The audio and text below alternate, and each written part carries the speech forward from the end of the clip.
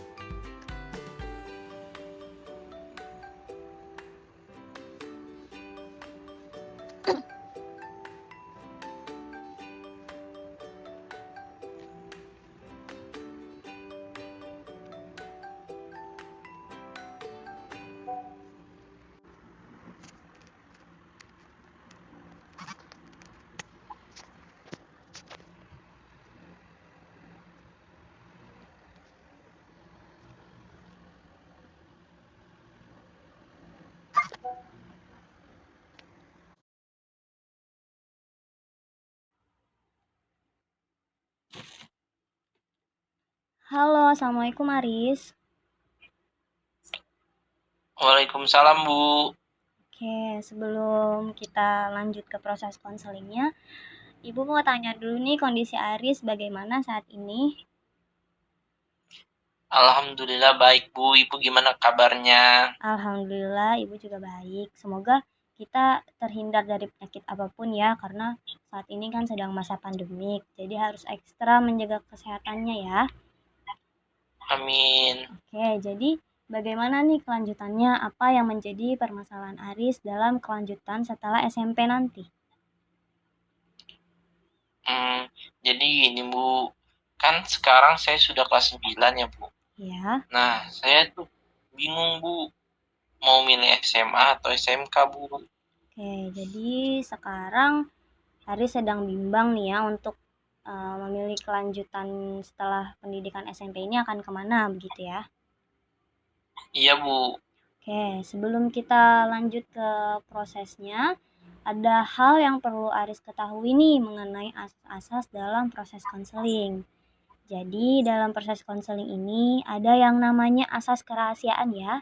Jadi, apapun yang diceritakan atau disampaikan oleh klien atau siswa kepada konselor itu tidak akan disampaikan kepada orang lain. Maka hanya konselor dan klien sendiri yang mengetahui. Jadi, Aris di sini posisinya sebagai klien tidak perlu takut dan khawatir ya, karena apa yang disampaikan Aris akan dijaga kerahasiaannya oleh ibu sebagai guru BK dan juga Aris sendiri. Nah, kemudian ada asas kesukarelaan, yang dimana kesukarelaan ini telah dilakukan oleh Aris sendiri dengan menghubungi ibu untuk melakukan konseling mengenai permasalahan Aris. Nah, dan dengan sudah tertanamnya asas kesukarelaan dan juga kerahasiaan, maka asas keterbukaan akan dapat berlangsung secara efisien, yang dimana baik Aris dan juga ibu sendiri bersedia untuk membuka diri demi kepentingan pemecahan masalah yang akan kita bahas nanti. Nah, dari hal-hal tersebut yang Ibu jelaskan tadi, apakah Aris bisa memahami dan kemudian bersedia untuk melanjutkan proses konselingnya? Baik, Bu. Insya Allah saya sudah paham dan bersedia untuk melanjutkan konselingnya dengan Ibu. Oke, kita lanjutkan ya. Nah, lebih jelasnya nih, apa ya yang menjadi permasalahan Aris dalam memilih kelanjutan setelah SMP nanti nih? Iya, Bu. Jadi gini. Saya sendiri kan sama sekali belum tahu, Bu, maunya Ya, kemana setelah lulus SMP nanti. heeh, Tapi di satu sisi mama saya pengennya saya masuk SMA. oke, Kenapa? Karena saya disuruh lanjutin kuliah kedokteran, Bu, mhm, sama ibu saya. Tapi saya nggak minat, Bu, sama mhm, sekali sama jurusan kedokteran yang ibu saya mau karena saya sendiri nggak suka belajar fisika, biologi, sama sama matematika. Jadi saya mhm. juga bingung, Bu, mau ngomong sama orang tua saya tentang kelanjutan sekolah saya. Sementara saya belum tahu minat saya sendiri itu apa. Dan juga saya nggak mau ikutin permintaan mama saya atau kedua orang tua saya, Bu, setelah lulus SMP nanti. Oke. Jadi dari Aris sendiri nih sama sekali belum kebayang ya. Jadi SMA dan SMK itu perbedaannya seperti apa gitu ya. Iya, Bu, saya belum ada gambaran sama sekali nih, Bu. Oke, kalau begitu biar Ibu jelaskan terlebih dulu ya supaya Aris bisa mempunyai gambaran soal SMA dan SMK itu seperti apa. Nah, jadi kalau SMA atau sekolah menengah atas itu tujuan pembelajarannya itu untuk melanjutkan ke pendidikan yang lebih tinggi, yaitu perguruan tinggi atau kuliah. Nah, di SMA sendiri itu jurusannya ada IPA dan IPS. Namun di beberapa sekolah terkadang juga ada jurusan bahasa. Nah, sedangkan untuk SMK atau sekolah menengah kejuruan itu tujuan pembelajarannya yaitu untuk membangun keterampilan kerja siswa untuk langsung langsung terjun ke dunia kerja gitu. Nah, untuk jurusannya sendiri di SMK itu juga sangat banyak. Contohnya ada perkantoran, perhotelan, tata boga, multimedia, dan komputer itu masih banyak lagi. Nah, jadi ketika sudah lulus SMK nanti bisa langsung bekerja sesuai dengan jurusan yang diminati. Seperti itu, Aris. Oh, jadi seperti itu, Bu. Saya jadi lebih tahu, Bu, soal SMA dan SMK itu seperti apa. Makasih, Bu, infonya. Nah, iya, sama-sama seperti itu Aris. Nah, jadi dari apa yang sudah Ibu jelaskan tadi, apakah dari Aris sendiri sudah ada gambaran nih akan melanjutkan kemana? Kalau dari saya sendiri sih gambarannya yang pasti itu belum tahu ya, Bu. Mm-mm. Mau lanjut kemana, karena saya sendiri nggak tahu minat dan bakat saya. Tapi setelah saya mengetahui soal perbedaan di SMA dan SMK yang Mm-mm. tadi Ibu jelaskan, jadinya saya lebih tertarik masuk ke SMK karena bisa langsung kerja, Bu. Oke, jadi Aris sendiri maunya langsung bekerja ya, tapi untuk jurusannya belum tahu nih maunya kemana gitu. Iya, Bu. Apalagi jurusan SMK itu kan banyak ya, Bu. Iya, Saya betul. jadi makin bingung, Bu, pilih jurusannya apa. Oke, kalau begitu, untuk mengetahui minat dan bakat Aris, coba Ibu lihat dulu ya dari rekapan nilai yang sudah Ibu simpan melalui nilai-nilai yang sudah Aris peroleh dari kelas 7 sampai kelas 9 sekarang ya.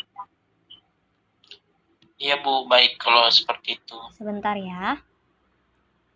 Iya, Bu.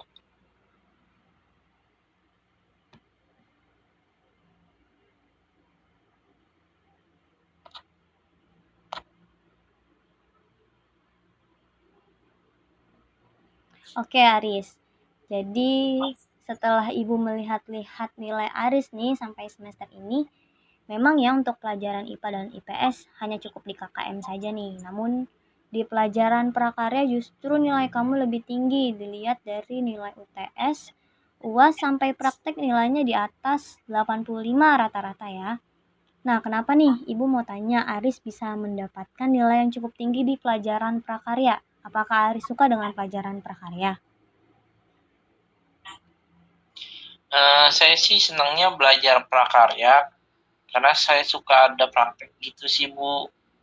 Memang yang sudah Aris praktekkan selama belajar prakarya itu apa saja? Jadi waktu itu sih pas sebelum pandemi ada praktek melukis sama memasak, Bu. Oke, nah terus dari melukis sama memasak itu, mana yang paling Aris sukai dan sering Aris lakukan gitu? Saya lebih suka masak sih, Bu. Kadang saya juga bereksperimen gitu, bikin makanan atau cemilan sendiri gitu. Kadang Mm-mm. kalau mau bawa bekal ke sekolah pun saya masak sendiri, kayak bikin Mm-mm. mie instan, terus saya tambahin sosis dan keju. Oke, Apalagi sekarang kan pandemi ya, Bu. Jadi saya ya, lebih sering di rumah, sering heeh. juga masak sendiri. Oke, Gitu, Bu. jadi Aris ini senang memodifikasi sendiri gitu ya, mencampur-campur bahan yang ada di rumah gitu. Selain itu, Aris suka nggak sih bikin kue gitu di rumah? Kalau kue ya, Bu. Jarang Mm-mm. sih, Bu, kalau kue. Paling bantuin mama aja kalau lagi lebaran buat kue, kue Mm-mm. bolu. Saya suka ngeliatin cara bikinnya gitu, Bu. Oke, gitu. Sesuai sih ya dengan nilai praktek kamu nih yang nilainya 90. Dari Ari sendiri, kira-kira ada nggak nih keinginan untuk mendalami kemampuannya di dalam memasak? Kalau dari saya sendiri sih mau sih, Bu. Saya di rumah juga suka masak, Bu.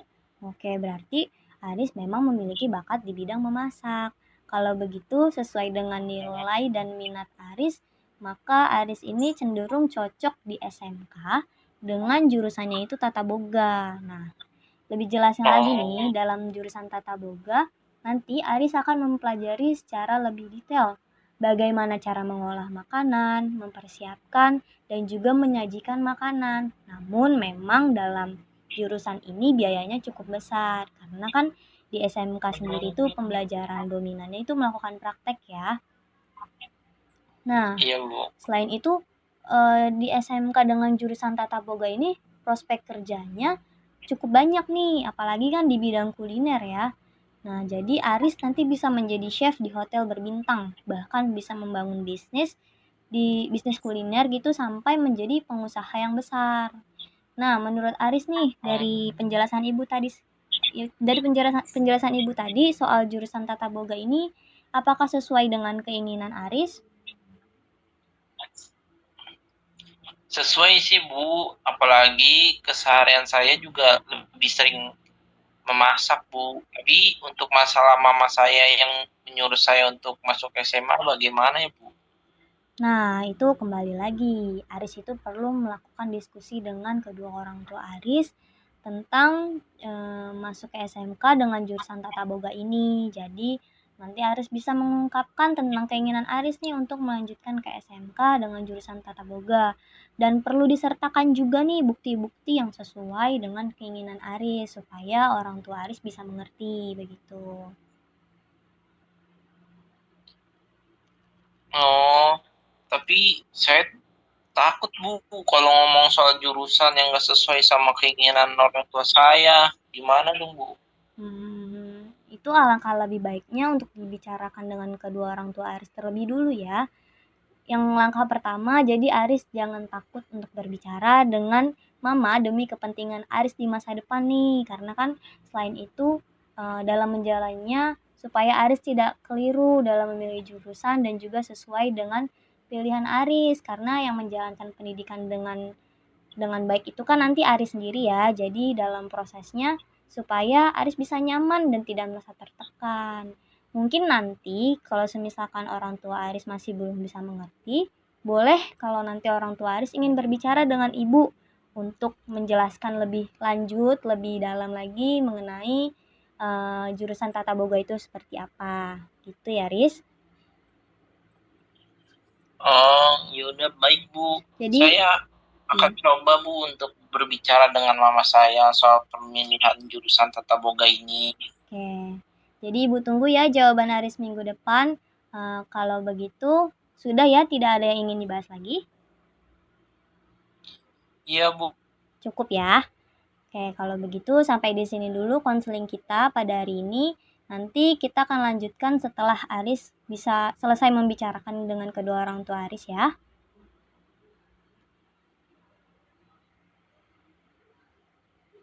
Terima kasih banyak Bu atas konselingnya hari ini. Oke, sama-sama Aris. Saya izin tutup teleponnya ya Bu. Assalamualaikum. Iya Aris, waalaikumsalam. Terima kasih Bu. Iya, sama-sama.